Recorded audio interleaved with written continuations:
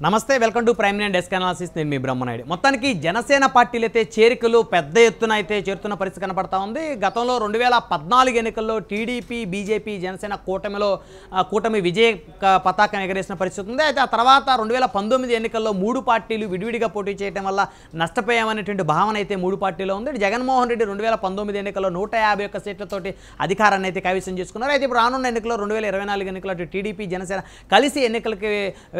వెళ్ళడానికి రంగం అయితే సిద్ధం చేసుకుంది అయితే ఈ జనసేన పార్టీకి సంబంధించి అటు రాయలసీమలో అయితే జనసేన పార్టీ ప్రభావం గతంలో కొంత తక్కువగా ఉందని చెప్పొచ్చు అయితే ఇప్పుడు రాయలసీమకు సంబంధించి అనేక మంది నేతలు జనసేన పార్టీ వైపు అయితే క్యూ కొడుతున్న పరిస్థితి ఉంది సాక్షాత్తు మాజీ టీటీడీ చైర్మన్ చిత్తూరు మాజీ ఎంపీ డీకే ఆదికేశవ నాయుడు రాజకీయ వారసురాలుగా తెర మీదకి వచ్చినటువంటి చైతన్య లలితాంబ కూడా జనసేన పార్టీలో చేరేందుకైతే రంగం సిద్ధం చేసుకుంది ఇప్పటికే ఆవిడ జనసేన పార్టీకి సంబంధించి పిఎస్సి చైర్మన్ నాదెండ్ల మనోహర్తో పాటు జనసేన పార్టీ కీలక నేత అయినటువంటి నాగబాబును కూడా కలిసి పరిస్థితి ఉంది అయితే వారితో చర్చించినటువంటి అనంతరం పార్టీలకు వస్తాననేటువంటి ఒక ఇండికేషన్ అయితే ఆవిడ రాష్ట్ర వ్యాప్తంగా ఉన్నటువంటి జనసేన క్యాడర్కి అయితే ఇచ్చినట్టు తెలుస్తుంది గత 2 రోజుల క్రితం మంగళగిరిలోని జనసేన పార్టీ ఆఫీసులో అటు నాదెండ్ల మనోహర్ అదేవిధంగా నాగబాబుతో చర్చలు జరిపిన తర్వాత ఒక నిర్ణయానికి అయితే వచ్చినట్టు తెలుస్తూ ఉంది అయితే డీకే ఆదికేశవ నాయుడు కుటుంబం అయితే రాయలసీమలో అత్యంత బలమైనటువంటి రాజకీయ కుటుంబంగా చెప్పొచ్చు ఆయన 2004లో చిత్తూరు నుంచి తెలుగుదేశం పార్టీ తరపు నుంచి ఎంపీగా గెలిచారు ఆ తర్వాత తదనంతర కాలంలో 2 సార్లు టీటీడీ చైర్మన్గా పనిచేశారు ఆయన హయాంలో టీటీడీ డెవలప్ అయింది అనేటువంటి ఒక భావన అయితే తిరుపతిలో ఉన్నటువంటి ప్రజలకైతే ఉంది అనేకమైనటువంటి సంస్కరణలు అయితే ప్రవేశపెట్టారు తిరుమల తిరుపతి దేవస్థానం అభివృద్ధికి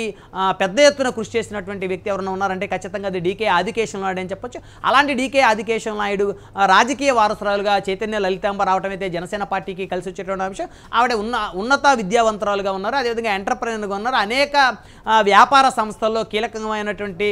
వ్యక్తిగా వ్యాపార సంస్థలు నడుపుతున్నటువంటి పరిస్థితి ఉంది అలాంటి చైతన్య లలితాంబ జనసేన పార్టీలో చేరితే చిత్తూరు అసెంబ్లీ నుంచి పోటీ చేసేటువంటి పరిస్థితి అయితే గతంలో చిత్తూరు అసెంబ్లీ నుంచి డీకే ఆదికేశవ నాయుడు భార్య సత్యప్రభ కూడా ఇక్కడ నుంచి ఎమ్మెల్యేగా గెలిచినటువంటి పరిస్థితి ఉంది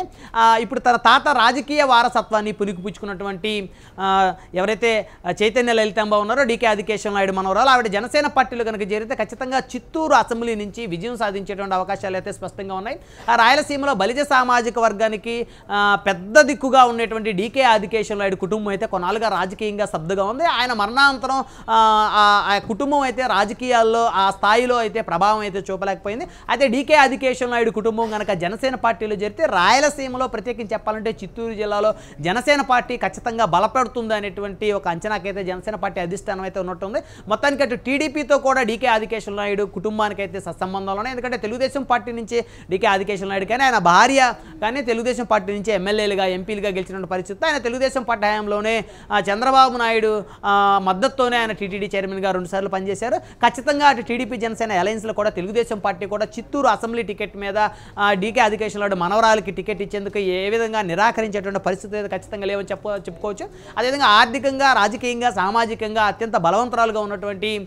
చైతన్య లలితాంబకి చిత్తూరు అసెంబ్లీ నుంచి అయితే ఖచ్చితంగా జనసేన పార్టీ టికెట్ ఇచ్చేటువంటి ఆలోచనలు అయితే ఉన్నట్టయితే స్పష్టంగా తెలుస్తూ ఉంది